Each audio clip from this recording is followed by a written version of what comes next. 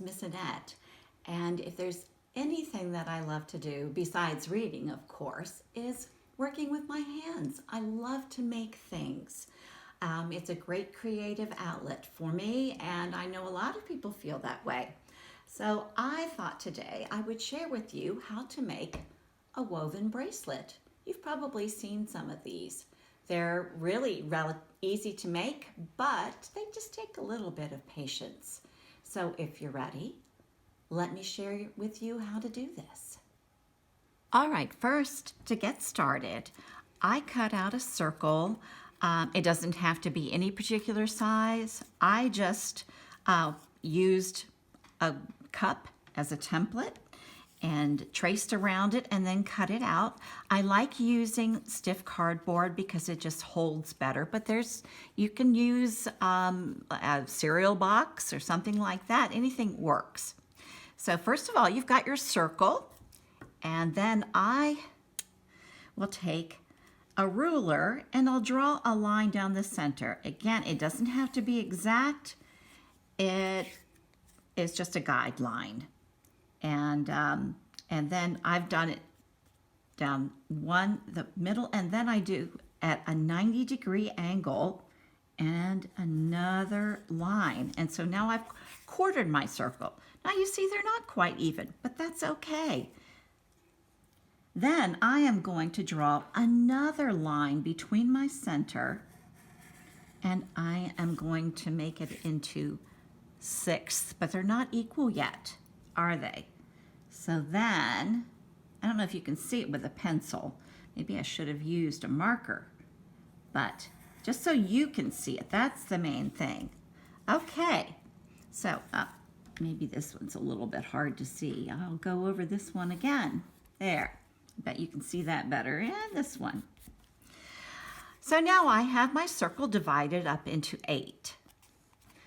I am going to take a pair of scissors and I'm going to cut into each line about 1/4 inch. I mean, it doesn't have to be exact. And you noticed that my pie shapes are not exact. That's okay. This is just helping you to weave your thread or your string, whatever you're going to use. And we'll get to that in a bit. So you notice I'm cutting each one just a little bit. So actually, in effect, you are making a loom. We weave things with a loom. So every one of my pie sides has been snipped into. Well, now with the sharp point of my scissors, and if you need an adult to help you with this, fine. Let's see how well this does with these scissors. I'm going to go and kind of watch your fingers on the other side. And I'm going to poke a hole. Doesn't have to be big, but you see that I have a hole there. My loom is ready, and I'm going to put the rest of these things aside. So then I have cut out some embroidery floss. Now you can use embroidery floss. You can use string if you want to. I like the embroidery floss because it is finer and it gives a thinner kind of bracelet. So I have cut them to about 1 yard length, and you will notice that I have 1, 2, 3, 4, 5, 6, 7 strands of floss or string. And I chose to make mine multicolored. You can do any colors you want. You can make them all one color if you like. So I'm going to move my fingers down to about maybe 3 inches or so. And I'm going to make a slip knot. So I just cross over the top, and then I heard somebody say it's like the rabbit going down the hole. Then I push it through, and where's my ends? There are my ends, and I want to make sure I have enough sticking out the end like that. Now, you don't have to be pull it too tight, but I've got a good knot there, don't I? Perfect, because what it's going to do is hold your threads in place. And so then, see my knot? I'm going to poke it with my fingernails down through the hole in my cardboard and hope that it does what I want it to do. Sometimes it takes a little perseverance. Oh, there it goes. You'll notice it's all the way through, and I'm just pulling my end. And then I pull it just until it's right up against the cardboard. Do you see that? Now we'll flip it over. And then I am going to separate each strand. Now I got my orange one. Oh, come on. It doesn't make any difference what order you do. I am going to put one, slip it through this little slot, and it's holding it in place. And let's do the yellow. Slip it in place. And, oh, let's just do all of our warm colors, right? There's our red. And then I've got a green. Again, it doesn't make any difference whatsoever what order you put these in. White. Then my blue. And then my purple. It doesn't make any difference. Okay, now you notice that I have 7 threads on my 7 lines, and I have one with no thread. That's kind of your weaving slot. So now comes the fun part. Now I kind of put my fingers on the knot underneath because I don't want to pull things too tight. And that's why if your hands are smaller, you can make your circles smaller. It's not going to affect the size of your weaving. So now I'm going to count 1, 2, 3. The third thread on the left, I'm going to pull that out of its slot. Come on, don't hold that one. And I'm going to bring it down towards me. And I tend to pull out the thread a little bit so they don't get knotted. And then you see, there was the red we used, and then I turn the circle and I have the empty line toward me. And then I count 1, 2, 3.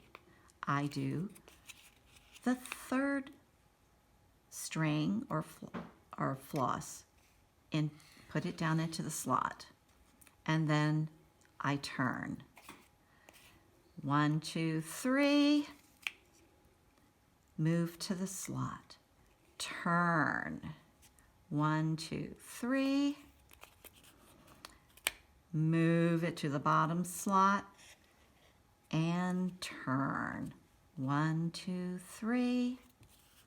Move it to the bottom slot and turn. And you just keep on and on. Let's look at the back. You will see you can't see too well.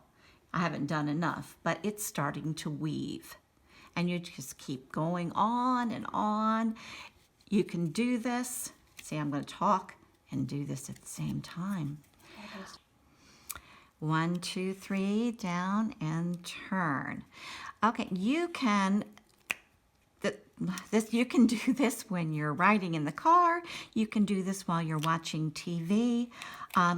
I have to warn you, you have to be patient because it will take a while to do this, but the results are really, really nice.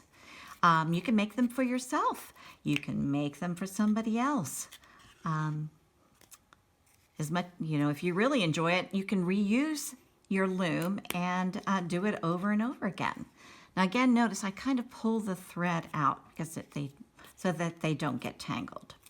Well, this can go on and on because it does take some time, and you can see, you really can't see a lot of what I've done. But I'm going to put this one aside and show you one that I did earlier. Now, you can see, look how nicely woven that is. And so I'm going to show you how to take it off of your loom and how to finish it.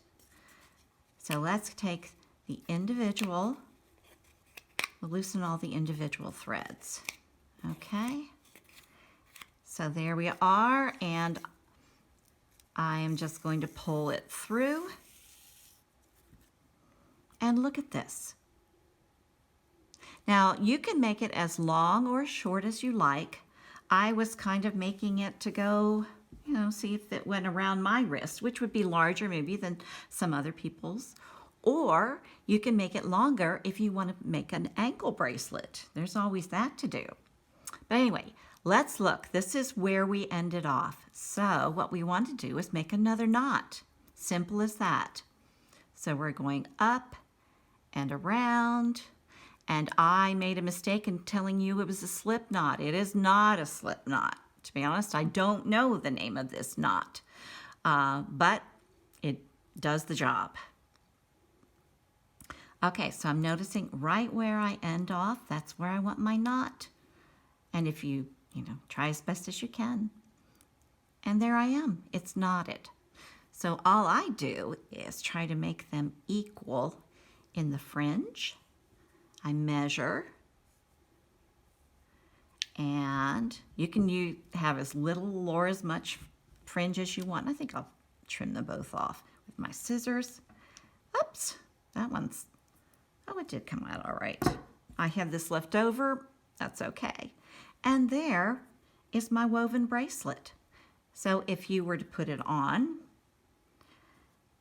I think one of the reasons somebody may call it a friendship bracelet is that you need a friend to tie it on your wrist for you, because it's kind of hard to do it yourself. And so grab somebody, or you put it on somebody else's. But there you go. There's your woven bracelet. Thank you for joining me today and learning how to weave these bracelets.